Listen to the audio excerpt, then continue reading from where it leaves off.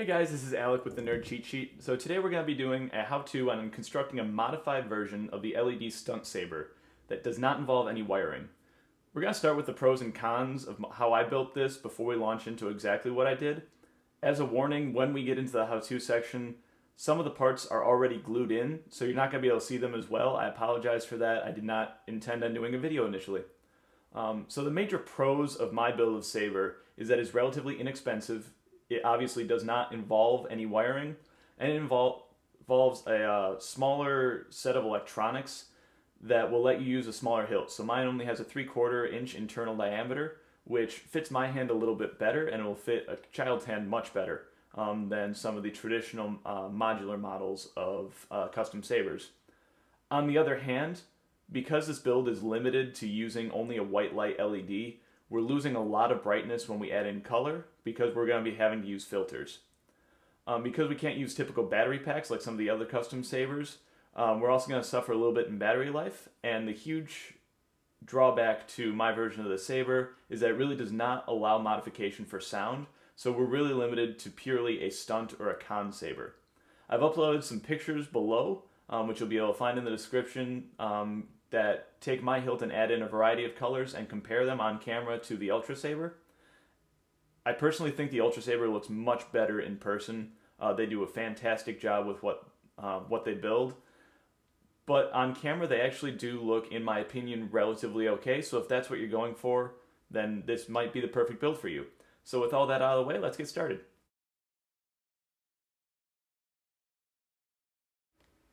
Alright, so I divide the parts into three categories, which is the hilt, the internals, and the blade. For the hilt itself, you're going to need pipe fittings which at least 3/4 inches internal diameter. This is what allows the Maglite to fit inside. If you don't have at least 3/4 inches internal, you're going to have to find a different type of flashlight. I'm not sure you're going to get the brightness you want. The Mini Maglite LED gives you at least 200 lumens, I believe, and that output still gets dimmed a little bit by the color gels. So keep in mind that the lower the luminosity of what you're using, the less brightness you're going to get on camera and especially in person. The pipe fittings I grabbed are just galvanized steel pipe fittings you can find in the electrical section, the plumbing section. Sometimes you can find them in like the literal hose section at like a Lowe's or a Home Depot. They're relatively inexpensive there, and the larger stores have a huge selection that really allow you to customize your blade. My saber hilt really only has 3 customizations. For starters, I have little O-rings that I've used for the grip. I have a washer at the tip of the emitter, which I think gives it a pretty cool look because otherwise it just looks kind of like this. Some people might prefer that look. Otherwise, the only real addition I have is a hose clamp on the base, which allowed me to hook on the D-ring for the belt loop. Otherwise, we're just looking at this.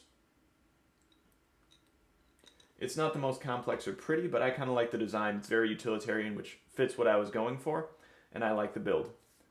The internals of the blade are really what matter the most, and all you need for that really is a Mini Maglite LED, some color gels, and a little bit of extra material to go in the base as a buffer.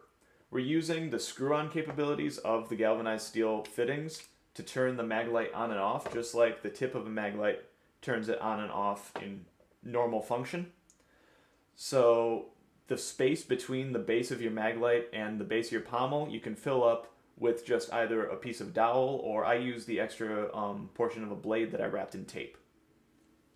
The gels themselves you can get as sample packs from lighting suppliers for stage lighting. You can also order them in packs on places like Amazon for color filters for a camera. The Custom Saber Shop, which I'll discuss in just a little bit, also sells discs that fit inside blades themselves, but I'm not sure if they're going to fit my model. I have not tried them yet. I've heard great things about the Custom Saber Shop's color discs though. The blade is the last bit, and that requires acrylic or polycarbonate tubing. You want obviously to get tubing that fits inside your emitter, and the Custom Saber Shop is a great place for this. They give you the tips that make your saber. You can either get rounded tips like I got, which is more of the traditional original trilogy. Some of the newer tips include kind of a bullet point. And then inside you just put cellophane. The Custom Saber Shop has some great forums, which is what I use to build my blade itself. I ordered my parts from them, and I also use their tutorials in their forums on how to actually add cellophane inside to give you a little bit better light disbursement. I would highly recommend going there. I'm going to link them below. If they don't want that, just let me know and I'll take it off. But they are a fantastic shop, a great supplier, and their forums are extremely helpful. I highly recommend using them when you start building your blade.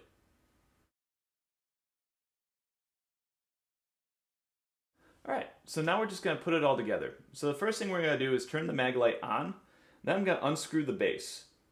By doing that, I'm not going to blind myself. I learned this lesson the hard way. Just don't. It's awful. Alright, after that you can start disassembling the Maglite itself.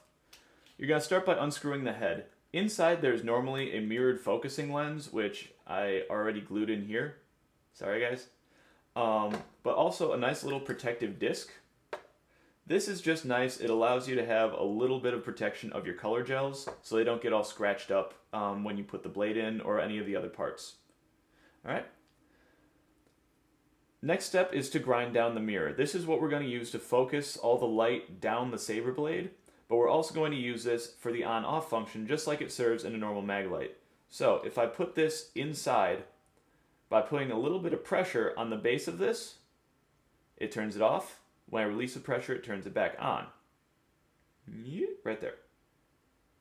You can kind of see how that works. Alright. I'm just going to turn this back off to save battery.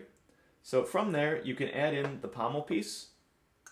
You'll notice there's a fair amount of space between the edge of this and where the base of that is. I actually did that on purpose. What that allows is for me to put a spacer in.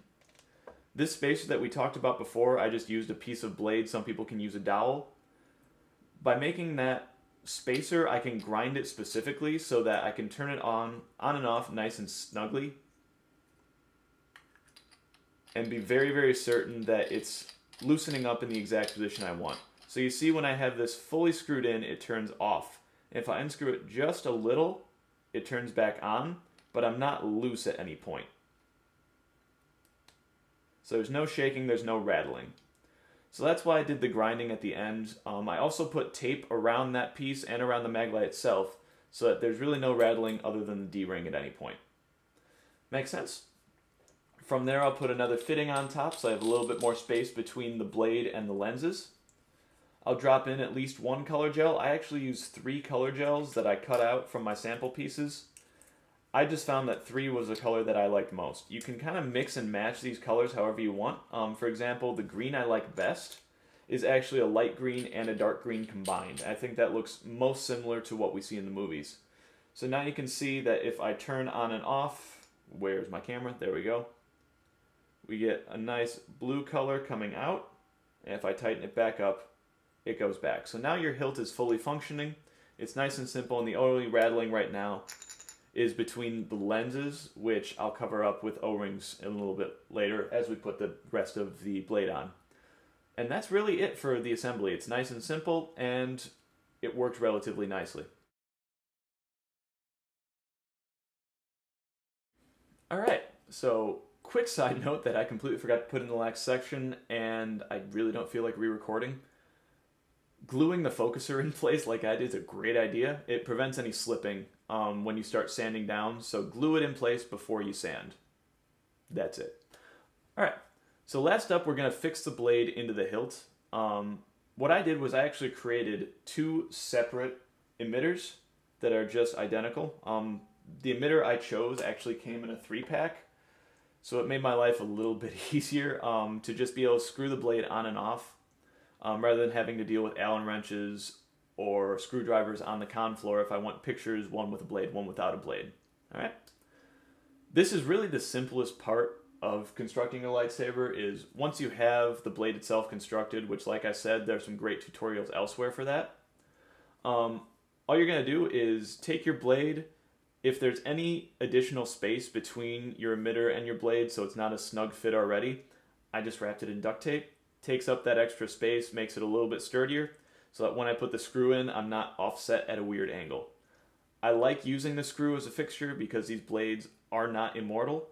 If one snaps off, I don't want to have to make a new emitter piece every single time just because I didn't want to use the screw. If you don't find an emitter piece at your hardware store with a screw, you can always try and use a punch drill and a bolt that way. If that doesn't work, sorry. I found a piece I liked. Sucks. All right? So after that, it's nice and simple.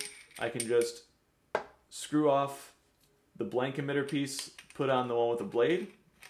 I have a fairly decent looking saber that doesn't require any color mixing and gives me a relatively similar effect to the Ultrasaber.